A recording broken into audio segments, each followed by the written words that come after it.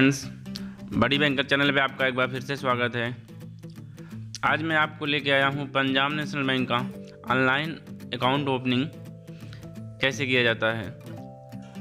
बहुत ही easy process है। आप सिर्फ़ और सिर्फ 2 घंटे में आप अपना अकाउंट भी खोल लेंगे। एटीएम, नेट बैंकिंग, जो भी आप बैंकिंग फैसिलिटी है आप उसको पा सकते हैं। इसके लिए आपको करना कुछ नहीं है, सिंपल सा आपको OOS से PNB सर्च करना है आपका किसी भी क्रोम ब्राउज़र में जाके, और उसके बाद जो पेज खुल के आएगा पंजाब नेशनल बैंक का, उसको क्लिक करेंगे तो आपको ये पेज दिखाई देगा। यहाँ पे आपको सबसे click here to open account पे क्लिक करेंगे। उसके बाद आपको TCRN नंबर जनरेट करने का ऑप्शन आएगा। बहुत छोटा सा फॉर्म होता है, उसको फिलअप करना होता है और उसको सबमिट करने के बाद आपको एक रेफरेंस नंबर जनरेट होता है जिसको TCRN नंबर बोलते हैं।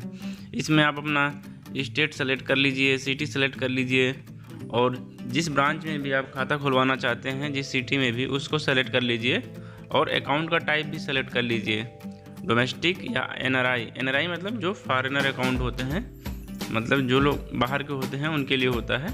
कस्टमर नेम अपना लिख लीजिए जो आधार कार्ड पे लिखा हुआ है, मोबाइल नंबर लिख लीजिए, ईमेल आईडी लिख लीजिए और यहाँ पे टिक कर लीजिए जिसमें से आपको परमिशन दे रहे हैं कि आपका आधार कार्ड आपके अकाउंट नंबर से जोड़ा जाए और उस पर मिलने वाली जो सब्सिडी होती है, अगर अकाउंट पे जो मिलती है आधार कार्ड लिंक होने की वजह से, वो भी हमको मिले। तो उन दोनों को आप कंसेंट दे दीजिए इस पर टिक करके। उसके बाद यहाँ पे कैप्चा की नीचे लिखा हुआ है, उसको देख के आप उसमें फिलअप कर लीजिए और फिर से इसको सबमिट कर दीजिए।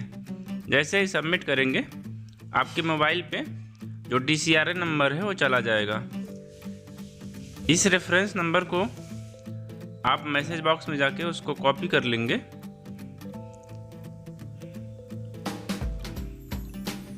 कॉपी करने के बाद इस रेफरेंस नंबर को आपको फिर से उसी पेज पे जाना है और जहाँ पे आपका TCRN नंबर लिखा है वहाँ पे आपको इसको पेस्ट कर देना है।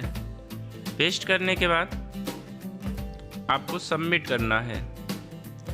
जैसे ही सबमिट करेंगे आपका पंजाब नेशनल बैंक का अकाउंट ओपनिंग फॉर्म खुल के आ जाएगा, जिसको आपको भरना है एक एक करके। बहुत ही इजी है, कुछ ज़्यादा इसमें नहीं पूछा गया है।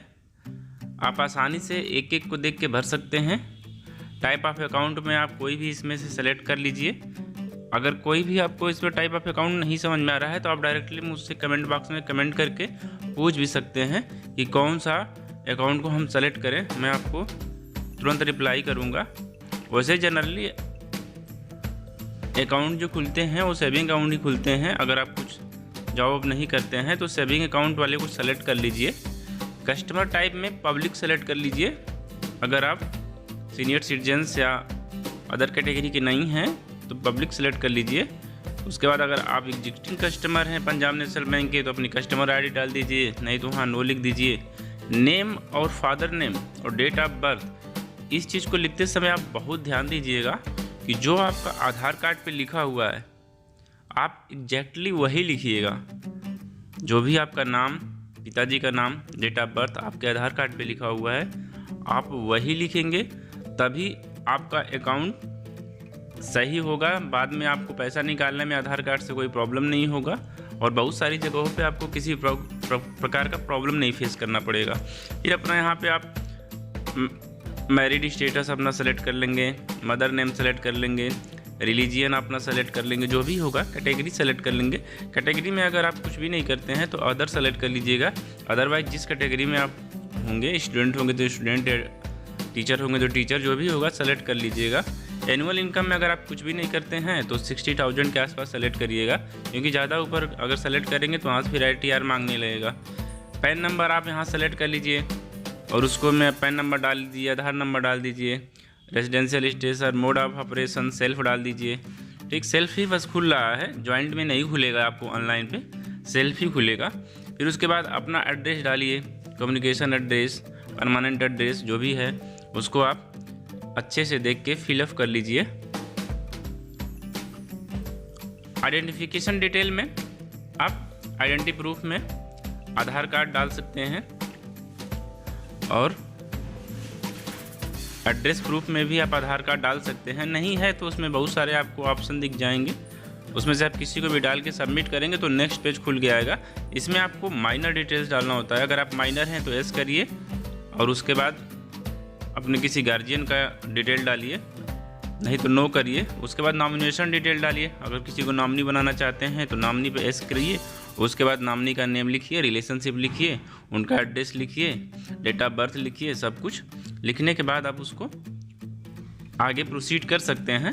लेकिन अगर आप किसी को नॉमिनी नहीं बनाना चाहते हैं तो सिंपल सा नॉमिनेशन में नो क्लिक कर दीजिए। नो क्लिक करने के बाद आपका जो नेक्स्ट आएगा उसमें आपको ट्रिक करना है कि अगर आप चेकबुक चाहते हैं तो उसको ट्रिक कर लीजिए, इंटरनेट बैंकिंग चाहते हैं, मोबाइल बैंकिंग चाहते हैं तो सब पे ट्रिक कर लीजिए। SMS अलर्ट ऑलरेडी आपका रहेगा, जैसे अकाउंट खुलेगा आपका SMS अलर्ट हो जाएगा।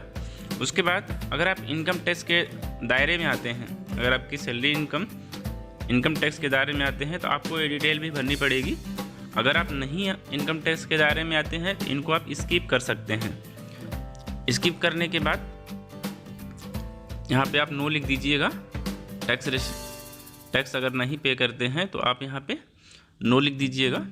नो लिखने के बाद स्क्रॉल करके आप नीचे जाएंगे।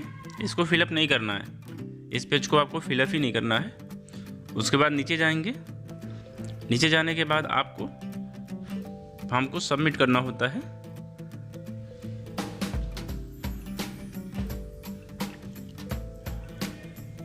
टैक्स डिटेल आपको नहीं डालना है, एक चीज़ का आप ध्यान रखिएगा, कुछ भी नहीं डालना है। इस पेज को आप ब्लैंक ही रहने दीजिएगा और यहाँ पे सेव एंड प्रोसीड पे आप क्लिक करेंगे। जैसे ही आप सेव एंड प्रोसीड पे आप क्लिक करेंगे आपका एप्लीकेशन सबमिट हो जाएगा और आपको अब रेफरेंस नंबर अपने KYC के साथ ओरिजिनल और फोटोकॉपी लेके 7 दिनों के अंदर आपको जिस ब्रांच में आप एप्लीकेशन डाले हैं वहाँ पे लेके जाना होता है। वहाँ पे जैसे ही जाएंगे रेफरेंस नंबर और आधार कार्ड, पैन कार्ड ओरिजिनल भी लेके जाइएगा। वहाँ पे सबमिट करेंगे, आपको थोड़ी देर में आपको अकाउंट नंबर मिल जाएगा, ATM कार्ड मिल जाएगा। आप आसानी से उसे सब कुछ कर सकते हैं। Thank you.